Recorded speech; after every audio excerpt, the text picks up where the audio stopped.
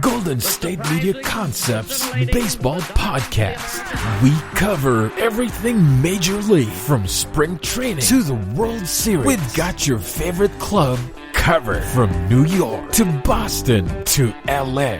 This is the Golden State Media Concepts Baseball Podcast.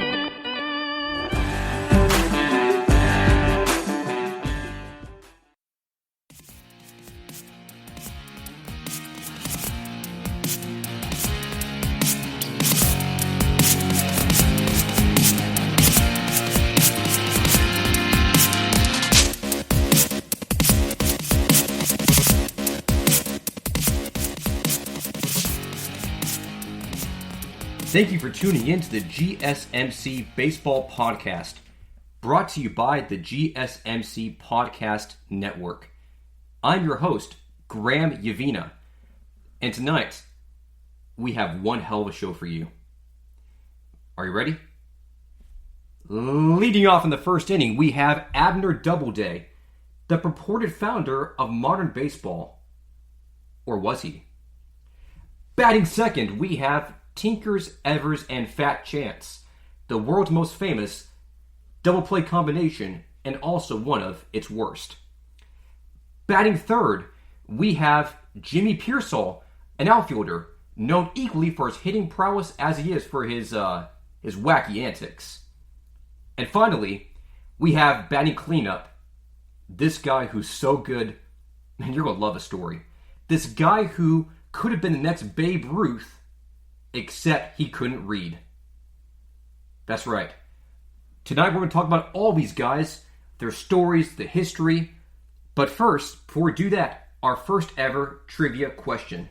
Let's go. Alright, so let's say there's a runner on first base. Alright, Trey Turner of the Nationals. He's really fast, right? Really fast guy. And pitching is Clayton Kershaw. So Kershaw's on the mound, right? He's lefty. He's facing first base. So Turner's on first base, and he's leading off. Just a huge lead.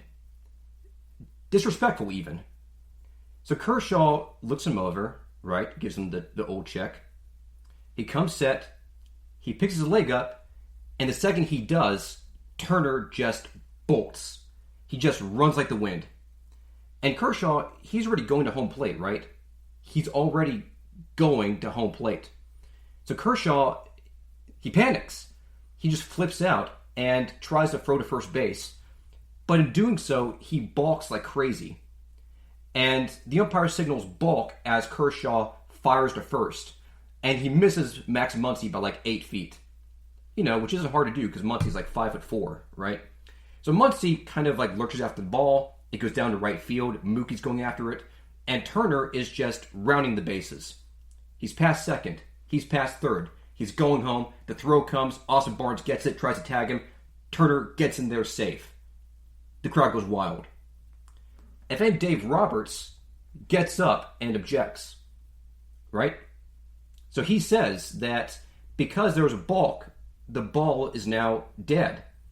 And that Turner should, go back to second base. It's a dead ball, right? And, of course, the Nationals manager comes out and says, no, actually, Turner was going to score. He had scored already, and the ball was live. It was in play. They chased it around. And, therefore, the run counts, and the run should stand. So, the question is, what's the right answer? I actually got this one wrong at first. I love baseball like you wouldn't believe, and I thought it's a dead ball. I was like, well, clearly the ball is dead, right? Like, the umpire calls time and everyone goes up a base. But the answer is no. Apparently, the ball was live the entire time. So I did not know that. And I got that fact from this great book called The Big Book of Baseball Brain Teasers by Dom Forker, Robert Obajowski, and Wayne Stewart. Found at Barnes & Noble, actually. Buy it. Pretty good. So, at this point, you're probably wondering who I am and why I'm even here. So, my name is Graham Yavina, and I love baseball. That's it, man. I love baseball. I was born in Arizona when Diamondbacks were starting to become a team. I followed them around everywhere. I was wearing a Randy Johnson jersey before I could even talk. And I would go to all of our spring training games in Tucson, at Tucson Electric Park. Went to Sidewinders games all the time. The Sidewinders were this AAA team of the Diamondbacks. And I would go to every single game because I loved it so much. I've lived all over the place, in California, in Georgia, in Alabama. And there's been baseball all over the place. All those places, man. I've taken a piece of the baseball there with me. And now I live in Birmingham, which is right behind Rickwood Field, baseball's oldest standing baseball stadium in the country. And that's where Hank Aaron played. That's where Willie Mays played, Reggie Jackson. All these amazing players came from my hometown. That's why I love baseball. It's a story of us. It's a story of America. And that actually is a good segue into my first topic, Abner Doubleday. So, when I was like 12 years old, I had this one friend named Alec, right? And Alec he's a nice guy. He loved baseball too. We talked about baseball all the time. He played PlayStation on his console. We draft teams and stuff. Alec was convinced that baseball was created by Abner Doubleday. And his information, his source, was this game called Backyard Baseball, 2001. And one of the hosts was this anthropomorphic talking baseball named Abner Doubleplay, who told everybody that he invented baseball. So Alec was convinced that Abner Doubleday, the man, was a true creator of baseball, and that I, the skeptic, was completely wrong. So Alec, prepare to eat some humble pie, because you're wrong. So, who really is Abner Doubleday? Well, first of all, Abner Doubleday had a great name. Like, I would love to be called Abner. Hey, Abner, how's it going? I just love that name. So, he was a United States military officer who held the rank of Major General throughout the course of many wars. Doubleday was involved with the Mexican-American War, the Third Seminole War, the American Indian Wars, and most famously, the American Civil War. Yep, that's right. That's the one. Abner Doubleday was a major general in the Civil War. He actually was involved in Fort Sumter, where people say that he actually fired the first shot of defense during the attack. About a year after that, he went on to fight in the Battle of Gettysburg, where he met President Abraham Lincoln. Doubleday was kind of like a Renaissance man, because after he did all of that, he went and moved to San Francisco, where he created the patent for the first cable car. So you know those trolley cars you see in San Francisco, where you get on and they follow like a path, and there's people hanging on the sides. Abner Doubleday did that. He drew the patent for it, and even though he didn't see any profits from it while he was alive, that's pretty impressive. So he already had one hell of a life. The fact that we're talking about him right now is more than most of us can ever say about our own lives.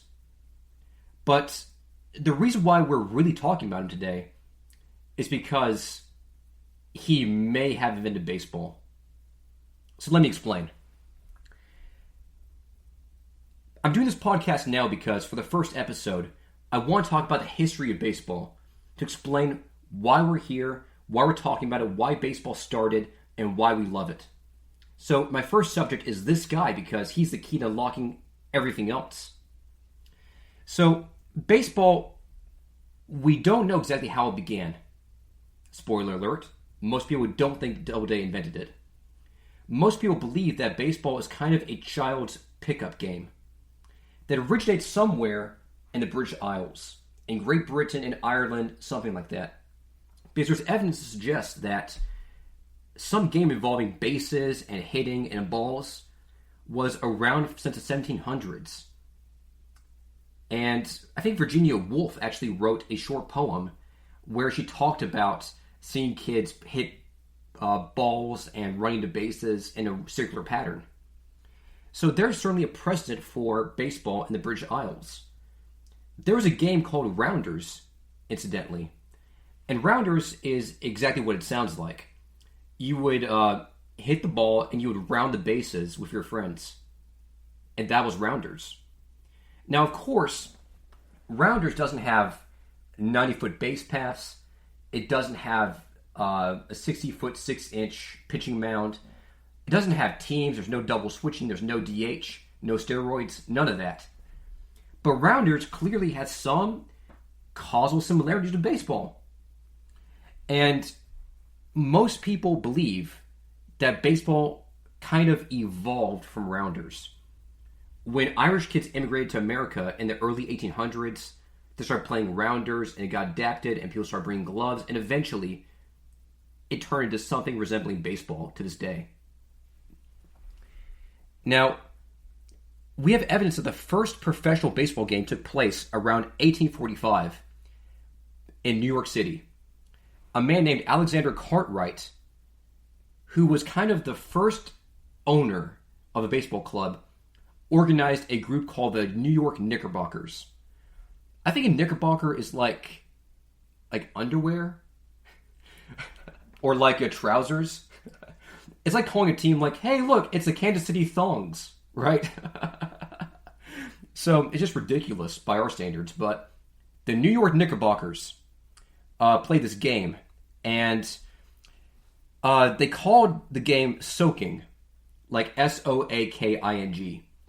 And soaking was like baseball in the sense that if you, like there was a pitcher and a hitter would show up a bat wearing the Knickerbockers, and he'd say, I want a high pitch, or I want a low pitch, or I want a fair pitch, which is right in the middle of the batter's plate.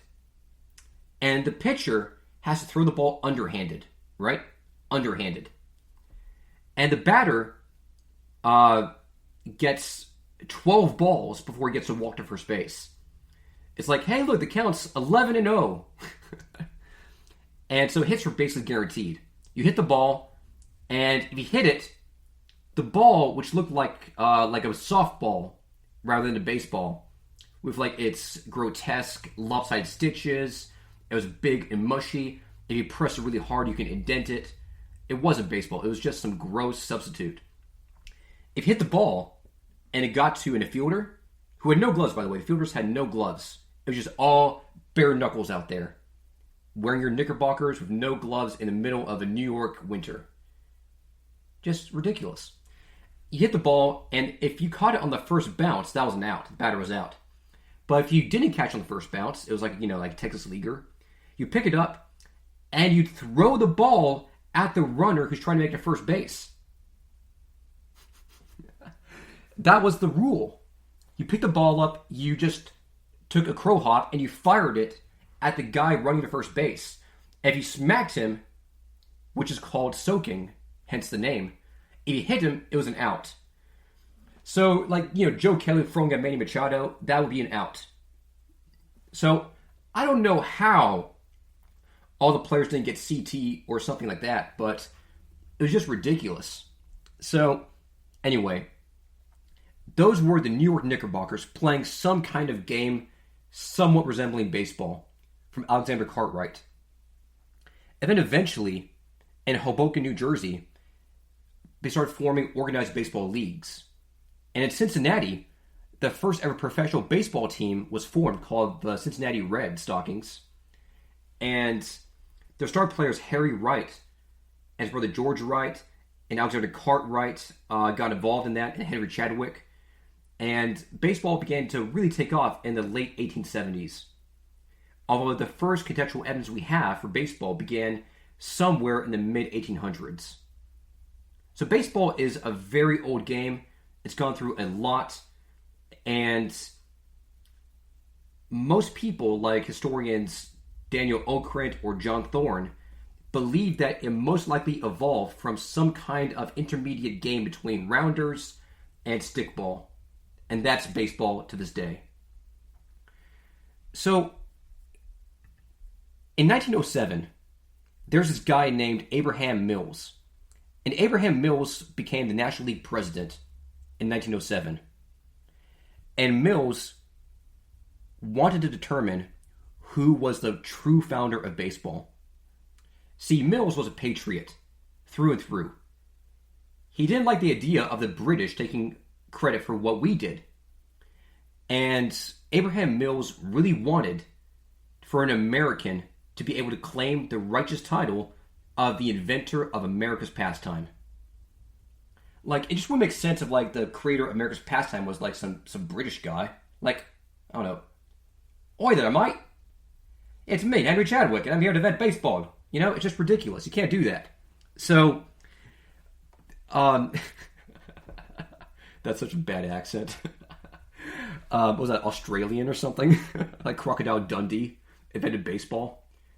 But Abraham Mills really wanted to basically prove that baseball was American in origin, because one of his contemporaries was a guy named Henry Chadwick. And Henry Chadwick was what we call now a sabermetrician. Chadwick was born in Ireland, and his older brother was a famous moral philosopher at Oxford. Chadwick was a very precocious young man. He moved to America when he was young, on his own accord, by himself.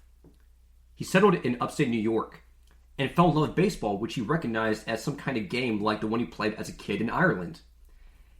And Chadwick invented the batting average statistic. He invented at-bats, he invented walks, he invented keeping track and box scores of who did what every day. Like, if he was alive, he'd be the kid in your group project that did the Excel spreadsheet every class. He was that guy.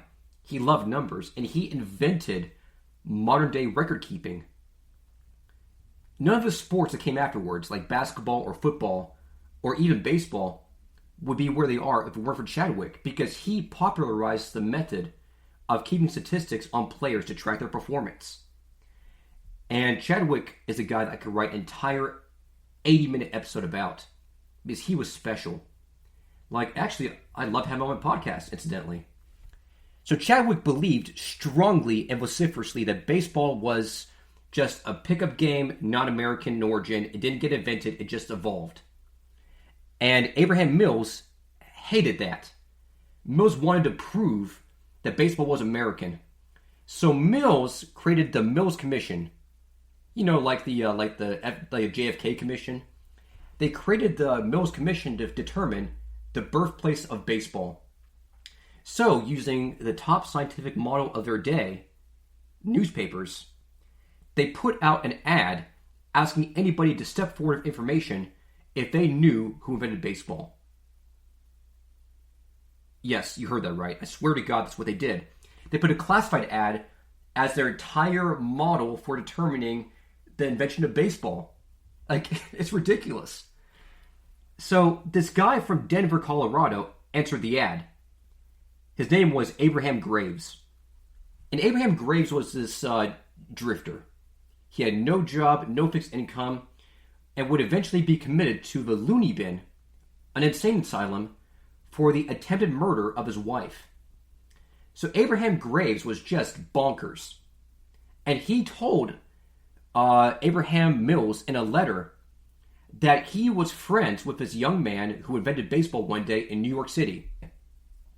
So Graves claimed that one day he was sitting in the sandlot in Cooperstown, New York. Yes, Cooperstown. And Abner Doubleday showed up one day and just started drawing the rules, you know.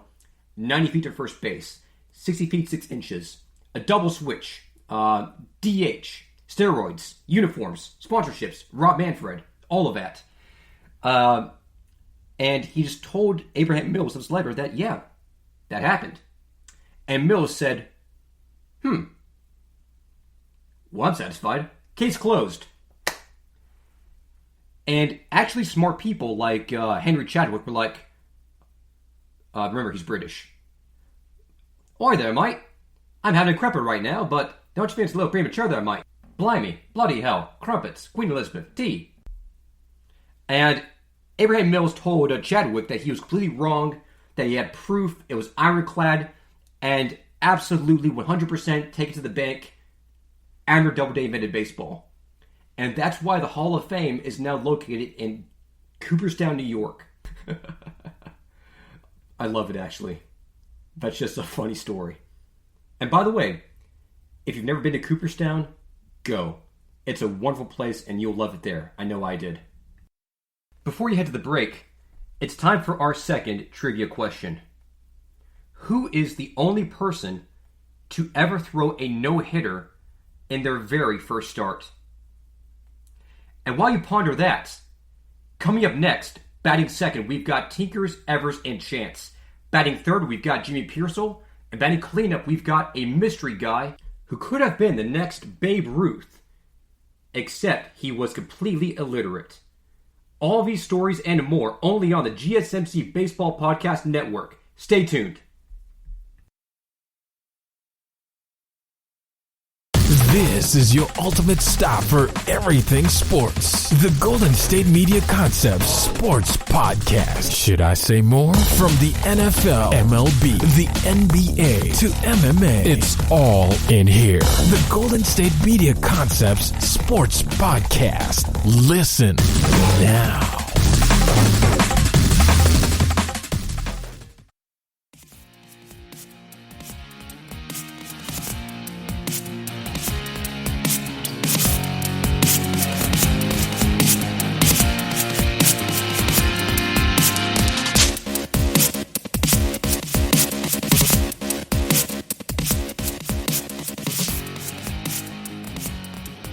Welcome back to the podcast. We're back now, leading off on top of the second inning. We've got the answer to our trivia question. I asked you before the break, who was the only pitcher who ever threw a no-hitter in his first start? And I can't hear you guys. I don't know where you're at. Maybe you're in a car. Maybe you're taking a bathroom break while you're trying to avoid work. I don't know what you're doing right now. But I'm going to assume you didn't get it right, because I didn't get it right either. And the answer is this guy named Alva Bobo Holloman. He played for the St. Louis Browns, which were this clown team back in the 1950s. Oh my God, the St. Louis Browns. I could do an entire episode on these guys. So the Browns were this fake baseball team. Every year, they were guaranteed to suck. Like, every year, it didn't matter what was going on in the world or who was having a good season. You could always count on the St. Louis Browns not being competitive. They were like the Diamondbacks. No, actually the Orioles. The Orioles of just every year in the 1950s. And their manager was this guy named Bill Veeck. And Veeck was this dude who had Eddie Gaedel, the little person with the 1/8 jersey, go to bat against in a real stadium. He was a guy who had all those crazy promotions. The Browns were this clown team. And everybody liked them because they were just a good-natured team that would let your team win in exchange for a few laughs at the end. So it was just this ridiculous, non-competitive team. And so when this one dude named Bobo Holloman in 1953 asked his manager to start, even though Bobo was a reliever, the manager's like, sure. I mean, who cares? We're out of first place for 85 games. It's only July. So Bobo took the ball, and that day, he threw a no-hitter. Now, I think he walked 8 people, but still, a no-hitter's a no-hitter, right? Now, Bobo was kind of known for being a fast talker. He got into a lot of trouble over his career. He was like Rube Waddell or Rube Marquardt in the sense that he just, his mouth was more famous than his actual arm. And to that end, his career stats for Bobo were 3-7, an ERA of 5.23, 50 walks, 25 strikeouts, and his no-hitter was the only complete game he ever threw. So it's kind of an interesting thing how baseball has this weird sense of poetic justice. You can be a terrible player, but one game could change your life forever. I'm reading about this guy that I've never met in a book about him years after the fact because he had one amazing day. And I think it's kind of a good message that no matter how bad your day is, you have a chance to inspire somebody else, right? And on that note, I want to talk about the most famous and possibly the most overrated double play combo of all time. Tinkers to Evers to Chance. And before I do, I want to tell you about, the poem that goes along with them. Because the men themselves aren't that remarkable, They're just dudes. They do dude things. But the song about their career was what made them all famous. So one day, this guy named Franklin P. Adams, who was a journalist for the Chicago Tribune, wrote a ballad, like a short 5 or 6 line stanza about these players that he really liked. See, F.P. Adams was a good friend of O. Henry, and he wrote articles all the time in the Tribune. He was prolific. He always wanted new ideas, right? He'd go to the baseball stadium every day to in the press box and watch the Cubbies play and write stories about them. And one day he wrote a song that was just so popular and made all 3 men first ballot Hall of Famers. That's right. This one song turned all these 3 players into guaranteed Hall of Famers, even though their stats were comparatively mediocre. It's like if Bruce Springsteen wrote a song about, I don't know, like Tony Romo, and then Romo got inducted on that premise. So, without further ado, I'm going to play you the song that made these guys famous. Ready? Go.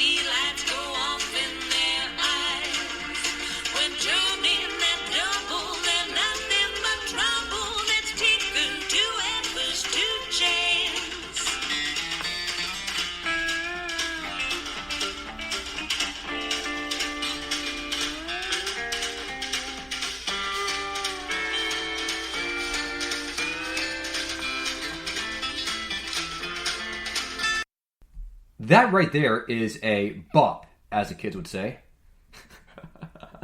I mean, could you imagine if, like, Cardi B and the Migos try to do a remix of a song? Oh no, man, that'd just be hilarious. Just turn like the reverb on like all the way and just. Oh no, man. I don't get it, but somehow this song became so popular that all 3 men became heroes overnight. People were like, "Oh my god, they're incredible! They got a shout out on like a vinyl record that I keep, and they must be pretty good." So Tinker, Evers, and Chance became minor celebrities the second this track dropped. This mixtape hit stores, and the funny thing is that they were a good but not great combination.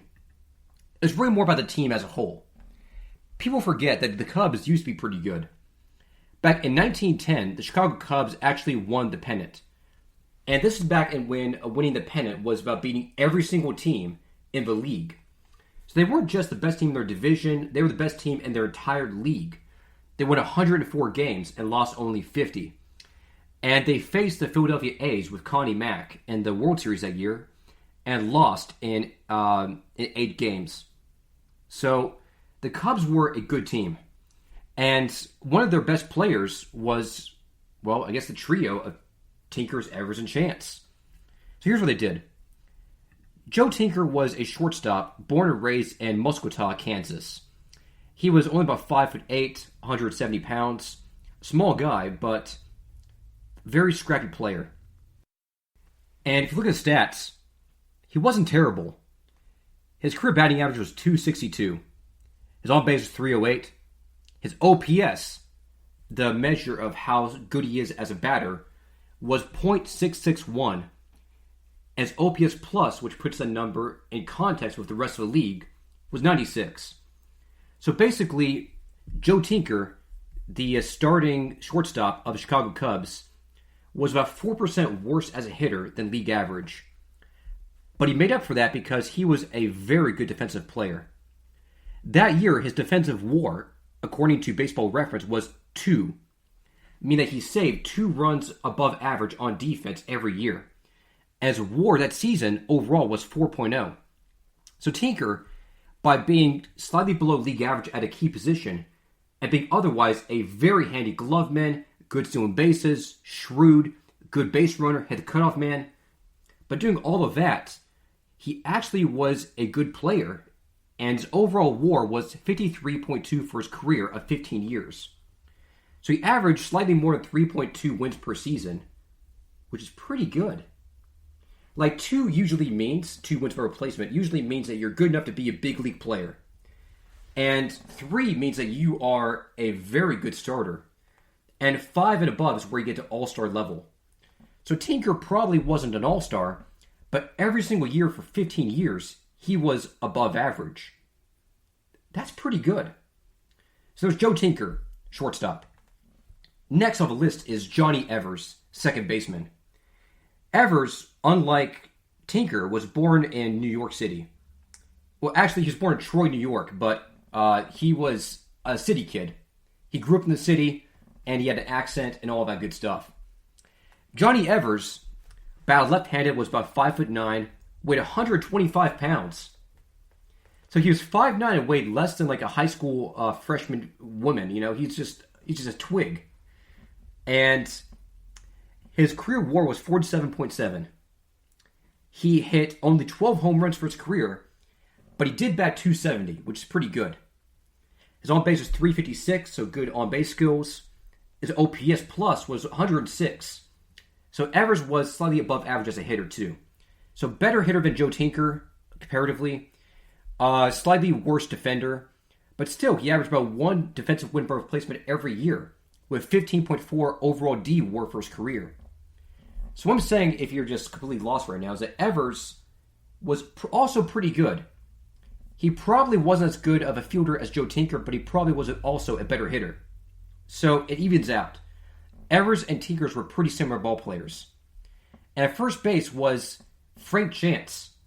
And Frank Chance was actually the manager of the 1910 Chicago Cubs. Which is weird to me. It's like asking Anthony Rizzo to be the manager of the Chicago Cubs. The way that works is that back in the day, they would literally just allow people to be the manager if they were good enough as players. So people like Bucky Harris, Lou Boudreau, and Frank Chance all served as player managers of their teams. Rogers Hornsby was probably the most successful, but you hit the point. And the reason was that managing back then wasn't seen as a tactical thing. Like today, managing is all about, oh my god, I've got to do the left-right matchup, I've got to do statistics, I've got to do the platoons. And back then, they didn't know any of that shit. So for them, it was just, like, how hard could it be? You just, like, tell the same 9 guys as always just to go play out there. Pitchers pitch almost every game to completion. There are no relievers. The ball was pretty dead at that point. Managing was really easy back then. So that's why it allowed so many people to do it. And Frank Chance was a big guy. He was 6 foot tall back then, which is now like 7'4" in today's terms. He was a big guy. He played first base. He was strong and tough. He was from Fresno, California. And he was the player manager of the pennant-winning Chicago Cubs of 1910. For his career, he was worth 45.8 wins by replacement. He had hit 20 home runs, which is still the most, well, second most actually, among the guys. Stole 400 bases. Imagine that. The first baseman hits only 20 home runs for his career, but steals 400 bases. That's like your first baseman. That's like Paul Goldschmidt being Ichiro Suzuki. It just makes no sense. So, despite the no power, Chance still had an OPS plus of 135. So his career batting average was 296, 20 home runs, 400 plus stolen bases, 394 on base percentage. So Chance was an on-base machine, and he was a threat to steal when he reached a base.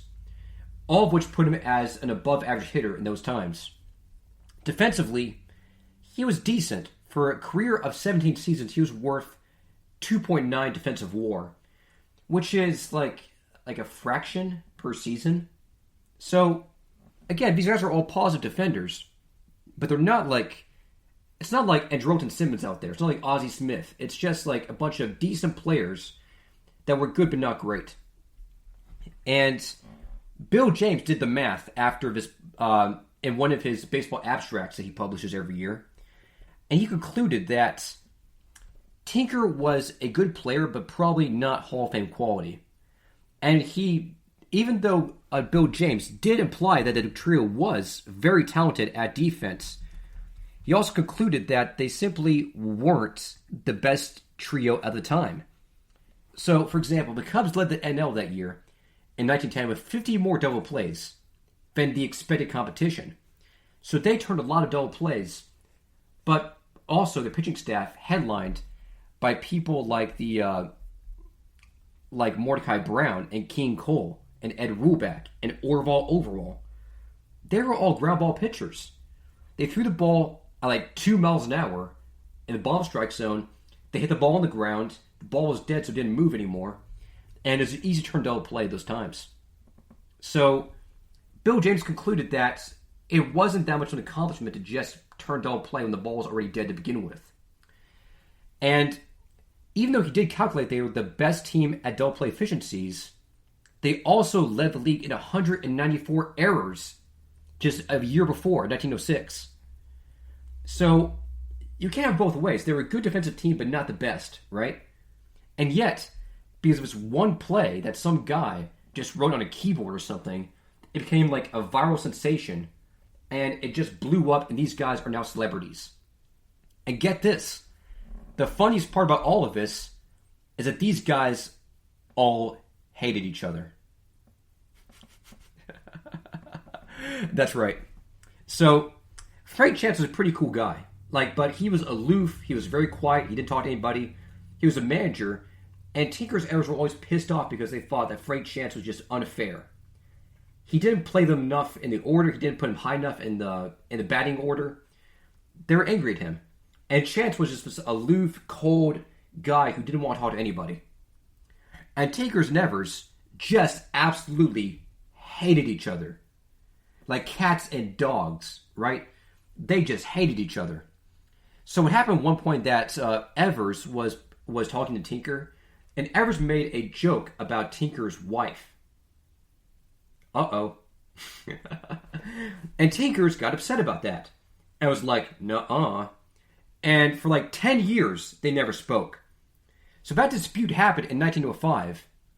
At one point, in September 14th, 1905, Tinker's Evers got into a fist fight on the field because Evers had actually taken a cab to the stadium that day and left his teammates, including Tinker, behind in the hotel lobby. So they started swinging at each other, and Frank just tried to break it up, and Tinker's Evers got even more mad at that. It was just a disaster, a fiasco even. But he didn't speak again for 33 years. So for 33 years, they played an entire season with each other. They had to go to these stupid events where they had to sit there and laugh as people were like, wow, you guys are in a cool skit together. And they didn't speak until 1938, when they were both invited to the broadcast booth for that year's World Series. In 1938, the Cubs and the Yankees were playing each other in the World Series. And they were both invited, Tinker's and Evers, to go talk about the Cubs at the same time. They didn't know about that, otherwise they would have declined to attend. But both men finally sat down and had to talk to each other, and then eventually they began to mend their friendship. So, it was just a weird thing, you know? like this one viral song on, the TikTok of 1900s made these two men who were sworn enemies become friends. It's like when your mom is all like, okay, Jimmy, I found you a new playmate, be nice. And the playmate just sucks. And you can't leave because you're at this kid's house and he's hogging all the Legos and you can't play with them. And he gets mad at you and you're sitting there all bored and you want to go home, but you have to be nice because it's his house. That's what happened here. So that song just changed everything about those men's future. If it weren't for them, they would have never been in the Hall of Fame. They were completely mediocre players who had no business being in the Hall of Fame. But the Veterans Committee, basically, when they got when it got time for them to start looking at people who deserved in the Hall of Fame, the Old Timers Committee was dedicated to finding players who had been overlooked from that era. So they went through the books, they went through the box scores, tried to find players that should be in the Hall of Fame but weren't. And they found Tinkers and Evers and Chance. And they weren't in the Hall of Fame because they weren't Hall of Fame players. They weren't good enough. But the Old Timers Committee basically put all of them in the Hall of Fame at the same time. And that's why when you go to Cooperstown, you'll find Tinker, Evers, and Chance, sworn enemies, lined up right next to each other. And I find that hilarious. To know that if you don't know the story, you'll never know how ironic that twist of fate is. Anyway, if you've never gone to Cooperstown, please go. I'll buy you beer while I'm there. And now, for our third trivia question. A Red Sox second baseman, while the batter is waiting his pitch, the second baseman runs behind the mound and starts waving his arms and jumping up and down in an attempt to distract the batter from the flight of the ball. Is it legal to do this? Answers after the break. And while you're waiting, get ready for Jimmy Pearsall and our mystery man of the hour. Stay tuned. Tired of searching the vast jungle of podcasts? Now listen close and hear this out. There's a podcast network that covers just about everything that you've been searching. Hey! The Golden State Media Concepts Podcast Network is here. Nothing less than a podcast bliss with endless hours of podcast coverage. From news, sports, music, fashion, cooking, entertainment, fantasy, football, and so much more. So stop lurking around and go straight out to the Golden State Media Concepts Podcast Network. Guaranteed to fill that podcast itch. Whatever it may be. Visit us at www.gsmcpodcast.com. Follow us on Facebook and Twitter, and download us on iTunes, SoundCloud, and Google Play.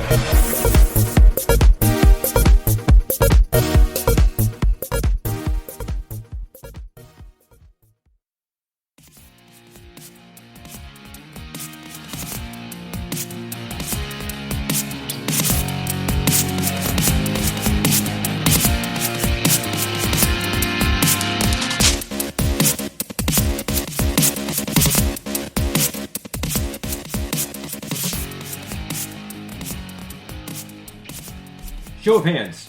What's your favorite baseball movie of all time? Okay. I'm seeing no hands. Probably because I can't see you right now. But my favorite movie of all time is Major League. It stars Pedro Serrano. It stars... I don't even know their names anymore. I haven't seen the movie in years. It stars a guy from 2.5 Men, Charlie Sheen, before he went completely bonkers. But it's this amazing movie that's rated super hard R. You can't watch it for kids. But Major League is the best baseball movie I've ever seen.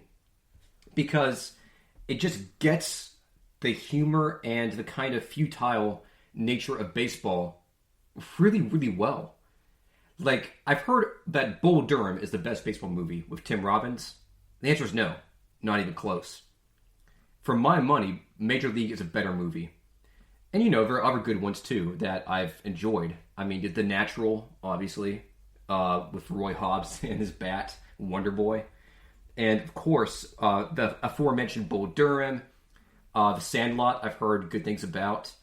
You guys ever see Benchwarmers? With Rob Schneider and John Heder? It's pretty funny, but it's, of course, a kid's movie. Anyway, I talk about that because one movie I haven't seen yet is called Fear Strikes Out. Fear Strikes Out is the name of a biographical sports film about a player named Jimmy Pearsall. Yeah, it's coming back together again. Fear Strikes Out was about this guy who struggled a lot as a player. He had to take some time off to get himself right in the head. And for him to kind of beat his struggles and to come back to play baseball was the achievement of a lifetime. And we'll get all into that right now, right here on this podcast. But first, I have to tell you what the right answer is to the last question. So previously, before the break, I asked you if it's legal for a baseball player who's on defense to distract the batter while the pitcher is throwing the ball. Like, if you're playing second base, can you run behind the mound and, like, do, like, the worm or, like, break dance or something in order to try to confuse the batter and make it less likely for him to get a base hit? Well, it turns out that's illegal. You can't do that. According to my book that I've got in front of me right now, it's called The Big Book of Baseball Brain Teasers by Dom Forker. Buy it. It's great. This was actually completely legal until the 1950s. This guy named Eddie Stanky from the New York Giants would do this all the time.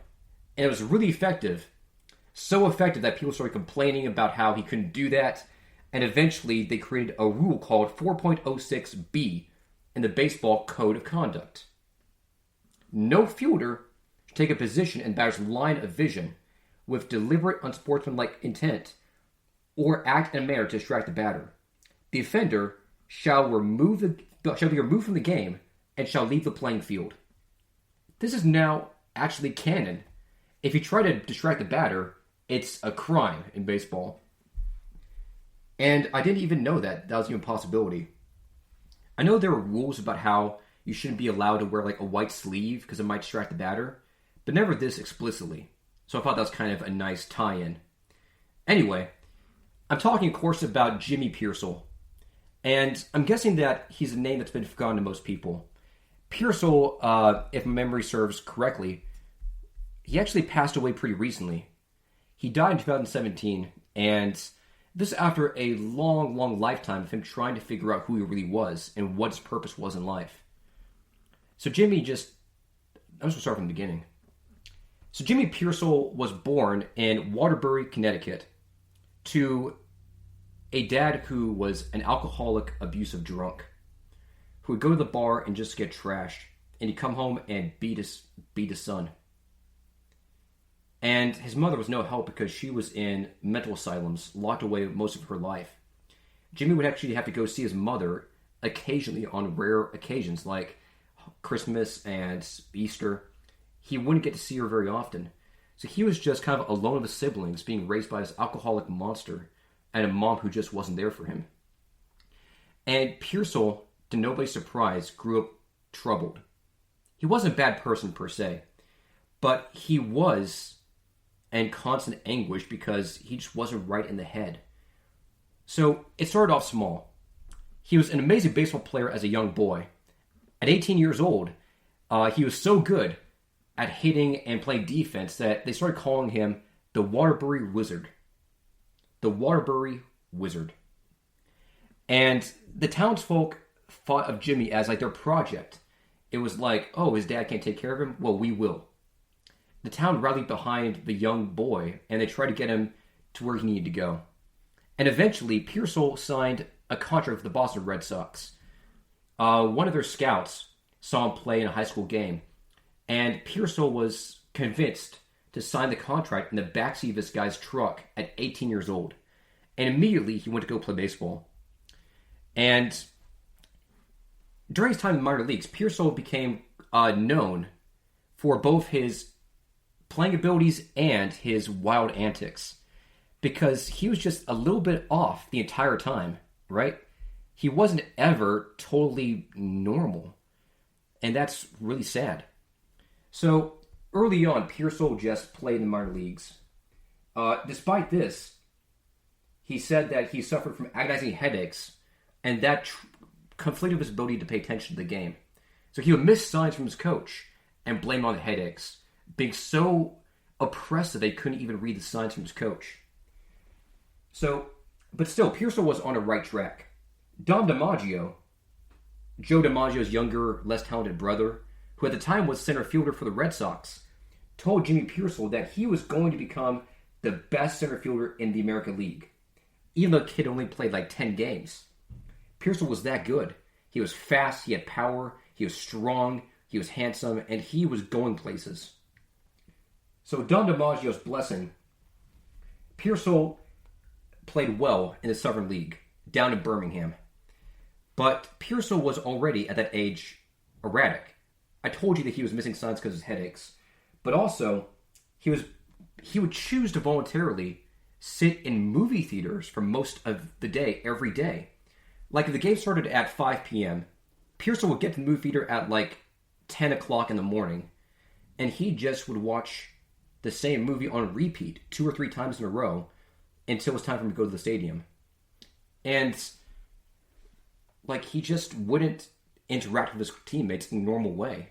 He would go alone at these movie theaters and just sit there alone, watching reruns and screens over and over again, because he said the recurring nature of the movies made him feel more comfortable.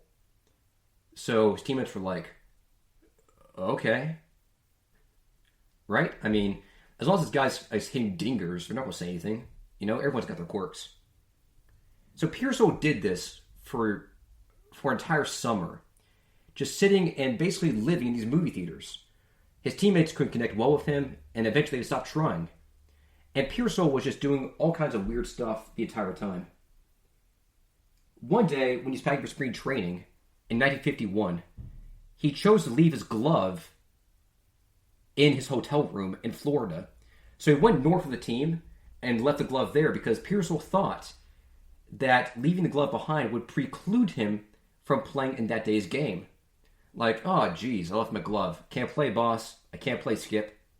He thought that was going to help him not play the game because he was terrified of the competition. Now, of course, what happened was someone gave him their glove and he was told to go out there anyway. So that didn't work. But Pearsall was having problems with that.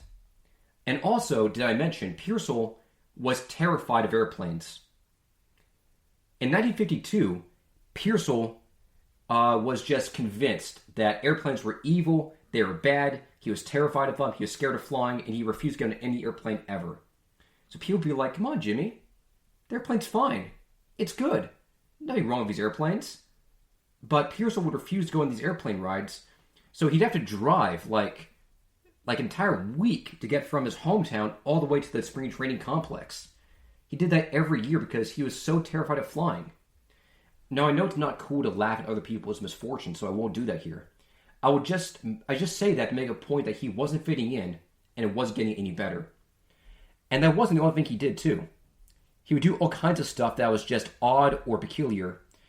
For example, in 1952, just before a game between New York Yankees and himself, Pearsall actually started fighting Yankee infielder Billy Martin. So Billy Martin eventually went on to become the manager of the New York Yankees, and famous in his own right. But Billy was a tough guy who played for the Yankees and a hard-nosed Italian kid, and Pearsall just picked fight him for no reason.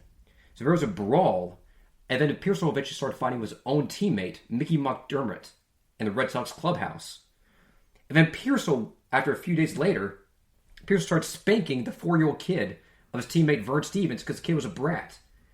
And the point is that, yeah, Vern Stevens' kid was just being a total annoying noob, but you can't go around disciplining other kids on their behalf.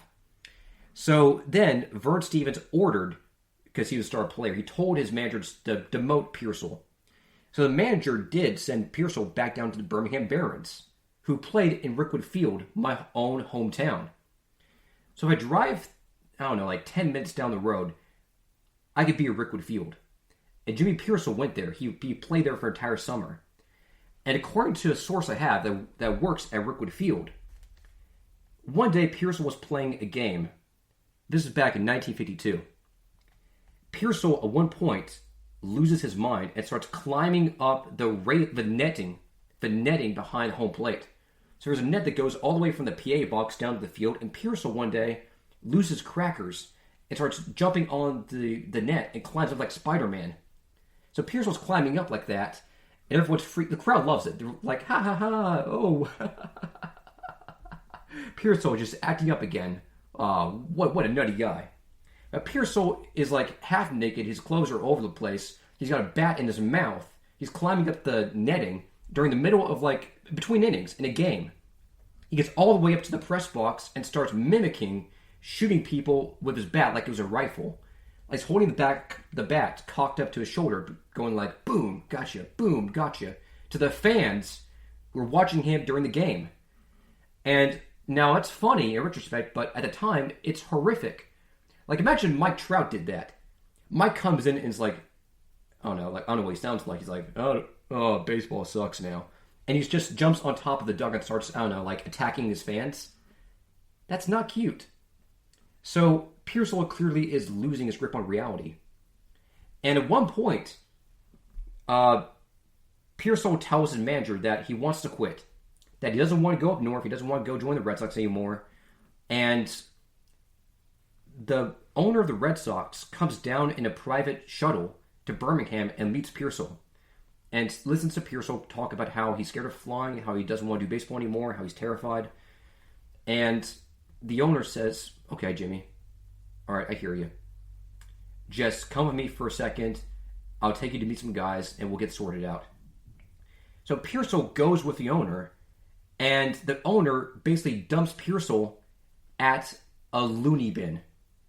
So Pearsall gets involuntarily committed to an insane asylum, which these days would never happen. You can't involuntarily commit somebody if you don't want to be committed. But back then, in those days, the management voluntarily put Pearsall in a mental home, trying to get him better. And they just left him there. He was left abandoned. So Pearsall was kind of just sitting away, this former ex-player, locked away in this godforsaken, abandoned loony bin. And while he's there, he decompresses. He thinks more about who he is than what he wants from life. Sitting there at the Westboro State Hospital in Massachusetts, Pearsall undergoes shock therapy and counseling. And there, with nothing left to lose, he writes an autobiography called Fear Strikes Out. In the book, Pearsall admits that he feels like he's got schizophrenia. He tells that he's scared, he's anxious, he's terrified, he doesn't fit in well. He talks about his rough upbringing with his parents and how baseball made him feel better, made him feel like he was back in control again. Pearsall's book, Fear Strikes Out, is one of the most honest autobiographies I've ever seen. It's not just about baseball, it's about life. This young man who was all of 24 years old when he was committed like that is telling the viewer his demons and his struggles. How he doesn't even know who he is some days, but baseball makes everything make sense to him. 2 years after the book's written, Pearsall eventually makes it back to the big leagues. And he goes on to have a productive 14-year career in the bigs. Jimmy Pearsall, of course, was still weird. He still had issues. For example, at one point, I think in 1956 or something, he shows up to the plate wearing a Beatles wig and plays air guitar on his baseball bat. Like, he plays air guitar on his baseball bat. The fans loved it. He would lead cheers for himself in the outfield.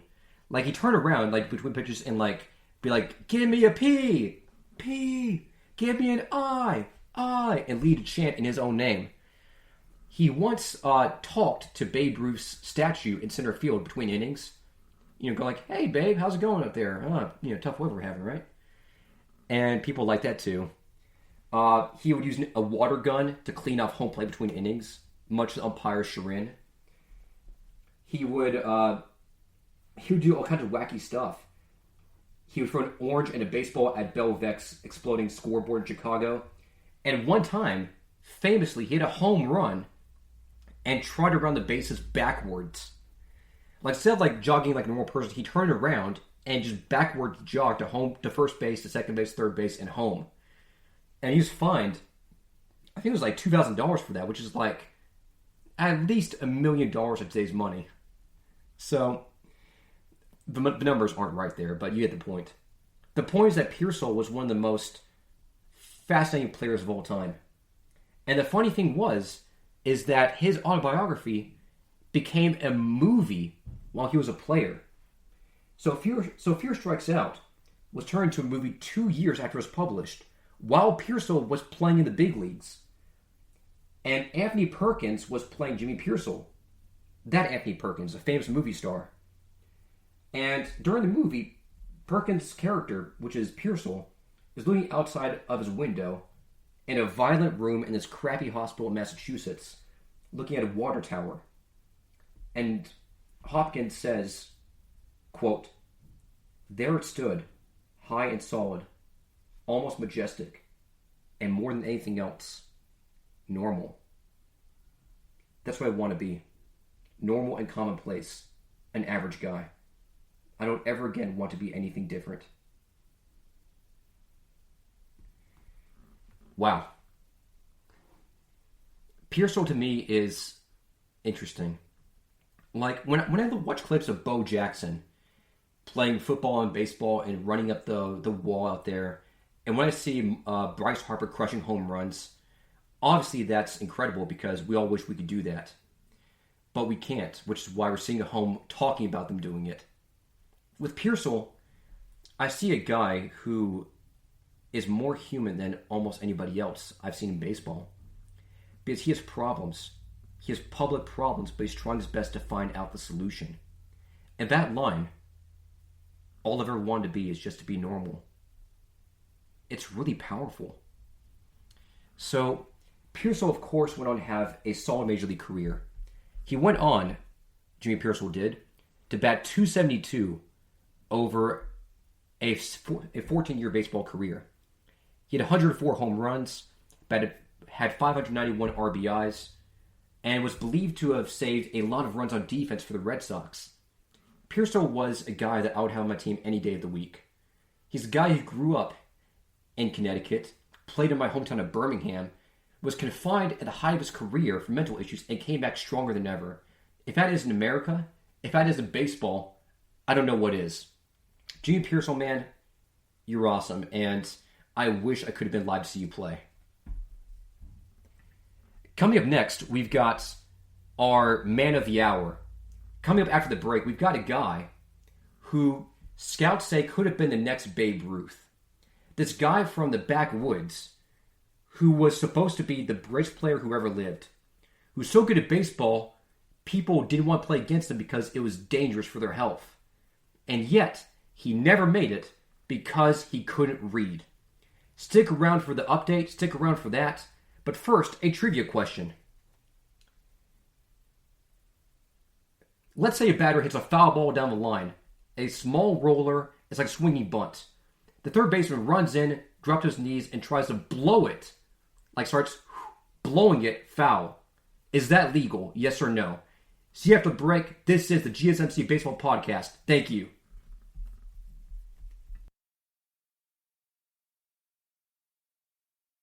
Want to know the latest in soccer? Then listen to the Golden State Media Concepts Soccer Podcast. From MLS, the World Cup, and the Premier League, we've got you covered. The latest updates, the hottest matches, and news on the league's top players. It's the Golden State Media Concepts Soccer Podcast. David Beckham scores the goal to take England all the way to the World Cup finals.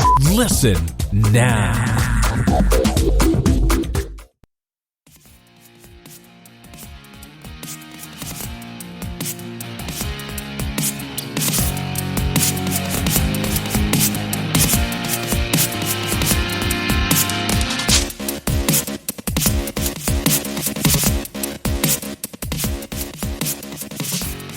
And we're back. Before we start, I wanted to say thank you for listening to this. This is the GSMC Baseball Podcast. I'm your host, Graham Uvina. Let's get into it. I'm about to tell you guys about the most fascinating ball player I've ever heard of. When I found out this guy's story, I was telling everybody about it, you know? I went to this bar once in Oxford, Mississippi, and I was telling all these guys I just barely met about this amazing ball player with a crazy backstory, and they didn't believe me. And right in front of me, they were pulling out their phone and trying to Google who I was talking about. And their jaws were hitting the ground because of this amazing story. I'll tell you that right now. But first, we gotta go back to the trivia question of the day. Ready? Is it legal to get on your knees and blow a batted ball foul? Yes or no? The answer is, well, no, not anymore.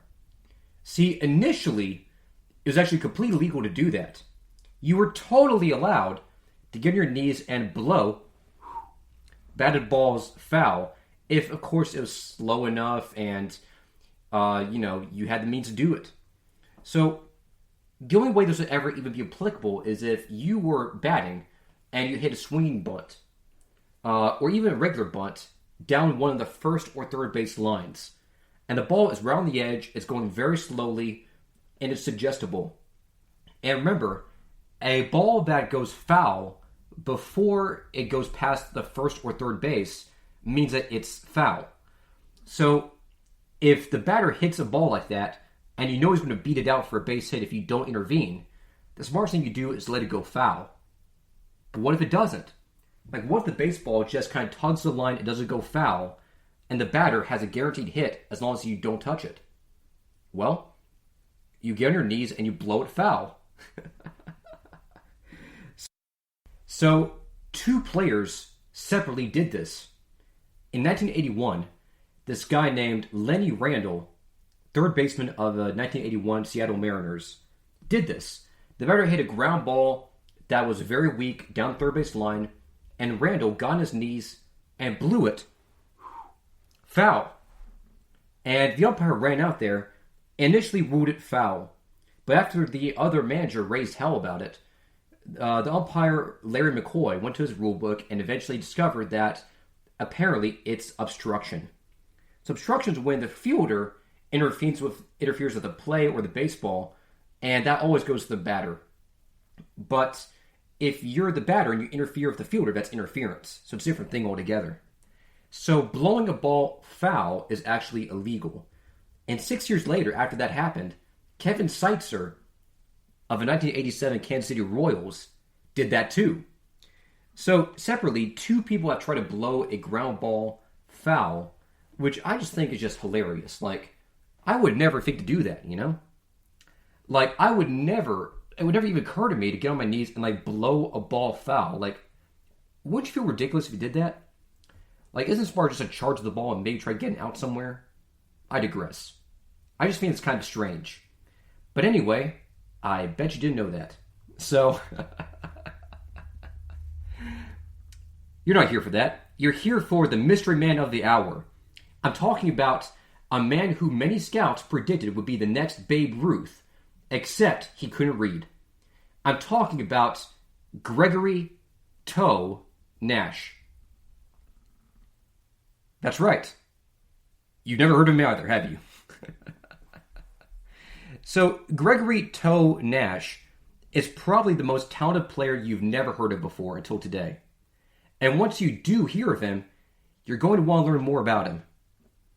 I got the idea for Toe Nash by listening to this YouTube show called Baseball Doesn't Exist. Baseball Doesn't Exist is on YouTube. Go check him out.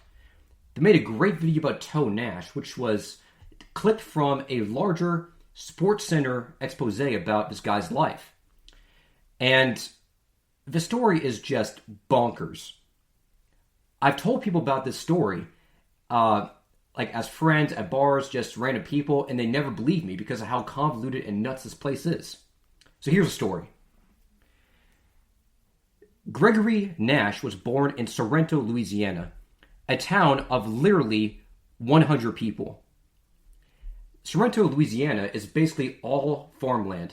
It's just endless piles of tobacco leaves and grass.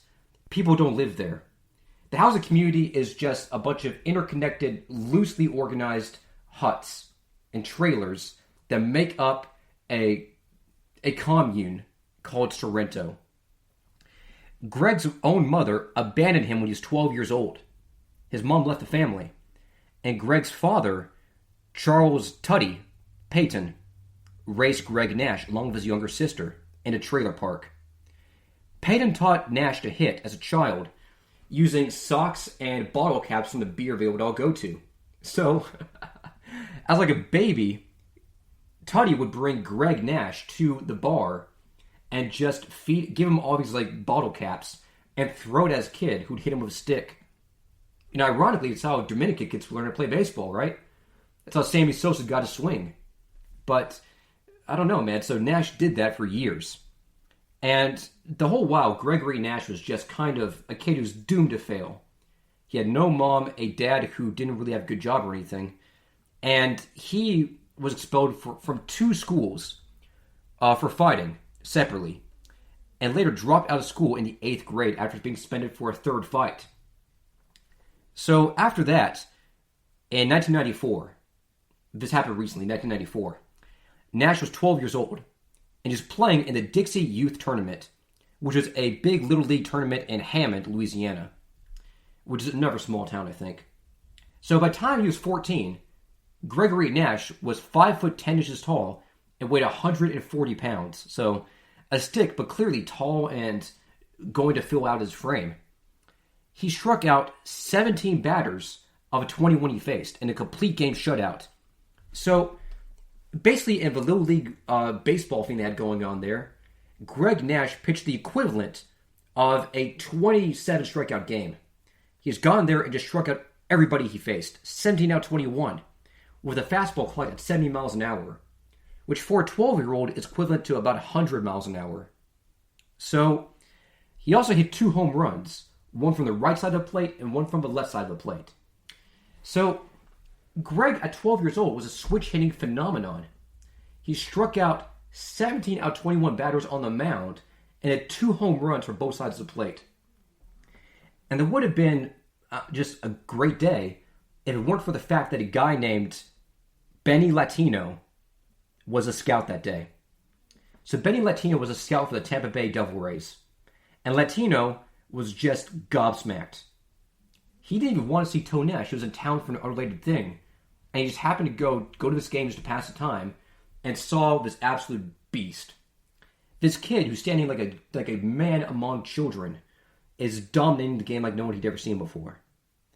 And Latino sees it and tells himself to come back in 6 years.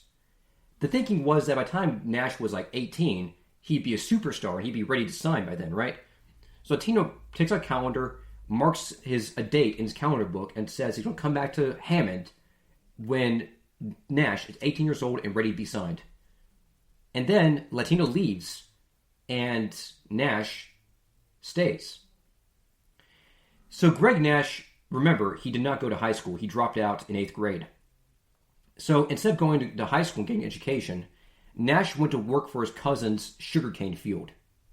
So his cousin was this guy named Hot Rod Williams, who was a basketball player at Tulane and a former NBA superstar. And Nash worked at Hot Rod's massive sugarcane refinery in Hammond. So at 16 years old, Nash was doing that for a career. And he'd do that by day, and at night, Nash would play just pickup games against his dad's sugarcane associates. So they had this thing called the Hammond Sugarcane Baseball League. And it was just as disorganized as you can get. Like, there were cows walking around during the middle of the game. And first base was a trash can, second base was a postcard, third base was a dinner plate, and home plate was just nothing. So Nash at 16 was playing against like 45-year-old men with beer bellies, and they would go out there and throw a baseball, and they'd hit it into like the sugarcane outfield, and he'd go after it like trudging in like waist-deep sugarcane to find it, and he'd round the base for a home run, and it sounds awesome, but also really unprofessional. But the point is that at a young age, Greg Nash was just dominating, even against people 2 or 3 times his age. And when he was 18, he was playing in the Sugarcane League with Hot Rod and his dad's friends. In a game against Tangipahoa, Louisiana, a scout there watched Greg Nash hit a 400-foot home run for both sides of the plate, lefty and righty, and hitting 93 miles an hour from the mound. So the Devil Rays saw that and were just amazed. So remember, I said earlier that Benny Latino was looking for Greg Nash. Latino knew that Nash was going to be an incredible player. So he came back to Hammond 6 years later to find Nash and to sign him. He couldn't find him. So he assumed that Nash would be like a superstar prospect on the books, on the prospect rankings, but no one had ever heard of him before. So Latino drives to Louisiana and no one's heard of Nash either. So Latino is just wondering if he's losing his mind or if he had a hallucination or he was doing some acid. He didn't know what's going on. So Latino goes around and goes trailer park to trailer park, literally, knocking on doors, asking people, hey, have you heard of Greg Nash? And at one point, he gets a yes. They're like, yeah, I know Greg. He's at the sugarcane field playing baseball. So Latino goes to sugarcane field and sees Nash dominate again. At this point, Nash is legally able to sign a contract. So Latino signs Nash for $30,000, which, in retrospect, is completely under what he could have gotten, you know? Latino later went on to say that he would sign Nash for $3 million if only he'd asked. So for $30,000, that's a bargain. And Nash eventually gets signed to the Princeton, West Virginia, Tampa Bay's roster. And that's where the first problem happens. Nash is completely illiterate. As in, he doesn't know how to read or write. So when he gets to the airport for the first time, Nash freaks out. He doesn't understand how to get from one plane to another. He doesn't know what the numbers mean on the airplanes. There's a lot of people there. He's panicking. And remember, this kid has never been outside his own city of Hammond or Sorrento, Louisiana. He's never been outside those two cities before. So he's panicking that he's at an international airport and there's a lot of scary people with briefcases walking around. He's terrified, so he panics, runs to the bathroom, locks himself in there, and doesn't come out. And Hot Rod Williams has to come down to Westford to help Nash find his airplane and get on the airplane. So Nash gets to Princeton, West Virginia to go play baseball. And on the team with him are future major leaguers like Carl Crawford and Josh Hamilton, along with MLB fan favorite Johnny Gomes. So they're all teammates. And Nash doesn't know how to do anything. So Nash, at one point, he's been ordering nothing but eggs every day for breakfast. So in the hotel room they're all staying in, Nash eats the same breakfast for 30 days in a row. Just eggs, eggs, eggs, eggs for breakfast every single day. And at one point, Johnny Gomes asks him, hey, what's with all the eggs, man? A regular luck charm? No, Greg Nash didn't understand how to order anything besides eggs. Like, he saw one teammate order eggs, so Nash just pointed at that same thing on the menu, mimicking what his friend did, just so he would know what he was getting every time. Like, his friend ordered eggs by pointing at one thing on the menu, and Nash copied him, and that's all he did for a month. So Gomes was like, oh, dude, no, don't do that. Look, man, just do what the rest of us do. Order a pizza. So Gomes tells Nash how to order a pizza. Nash nods his head, says he understands, orders a pizza. Pizza comes in, Nash takes it and closes the door. Locks it. Game over. Nash didn't know that you're supposed to pay for food. And Gomes and Crawford and all these other normal people are like just looking at this guy like he's an alien. They're taking notes. They're saying, oh my, I want to write a book about this guy. And Greg's, his nickname is Toe, because he wore a size 19 shoe, which is just ridiculous. So Nash is hanging out with guys like Harold Reynolds and Eddie Murray, who are men who are going to try to mentor him to learn how to behave normally in public. So that kind of stuff does happen again. And Nash is just having a great season. He's playing in the minor leagues in Princeton in 2001 at 19 years old. For the year, he bats .240 with 8 home runs, which is tied for third in the league at that time, with a .768 OPS. And that's pretty good for a rookie who's facing competition for the first time ever. So he was put on the Rays top prospect list, and Peter Gammons wrote a glowing article for him in ESPN talking about this guy who came from the sugarcane field and went on to go play baseball. His name was Toe. He was 6'6" and weighed 190 pounds of pure muscle. Just this feel-good story about this guy who just did things incredibly well under the most unlikely circumstances. So Nash was a feel-good story, but it was all about to end during his first season of organized baseball. So, at the end of spring training that year, Nash plays the entire season 2001, and in the offseason he goes back home to Sorrento, Louisiana. And while he's in Sorrento, Nash and guys, there's about to be content warning, so buckle up. Content warning. Nash is arrested under the suspicion of aggravated and statutory rape. So Nash apparently had sex with a 15-year-old girl, and that's, of course, super illegal. So he gets arrested for that at 19 years old. And even though the charges are dropped, and Nash was given a suspended sentence and a plea bargain, the Rays are taking that accusation very seriously because Nash admitted he did it. So they released him. And Nash, after one season of baseball, is gone. So then, the Cincinnati Reds decided to give Nash another chance. Because remember, Nash was not indicted. He wasn't going to jail. He just got suspended sentence for that. So the Rays signed Nash for a minor league contract for the 2002-2003 season. And a few weeks after Nash signs the contract, after promising the press and his parents and the club he's going to do right, he's going to get well, he's going to play baseball, he's not distracted, Nash was arrested for a parole violation because he was involved in a bar fight in Sorrento. At that point, the Reds have 2 strikes on him, one for a super serious crime that should have put him away, and one for just fighting somebody, and they just released him straight up. And that was it. Greg Nash, who scouts say could have been the next Babe Ruth, who at 16 years old was hitting bombs from both sides of the plate and throwing 95 off a mound, was now out of baseball for good. And that's just a sad story. Nash was released from prison because after the parole violation, he was given the entire 10-year sentence for the statutory rape that he was originally cleared of. So Nash went to prison for many years. He was released in 2013 and arrested again in 2015 on unrelated drug charges. Nash, as far as we know to this day, is released. And for life of me, I hope that he's doing well together. I hope that he's got his life back and he's trying to figure things out. And hopefully he's still in the sugarcane field playing baseball, destroying the competition. Like, he's only 39 years old. He's pretty young. Maybe there's a chance there. But that's a story that I just tell over and over again because it's just so nuts.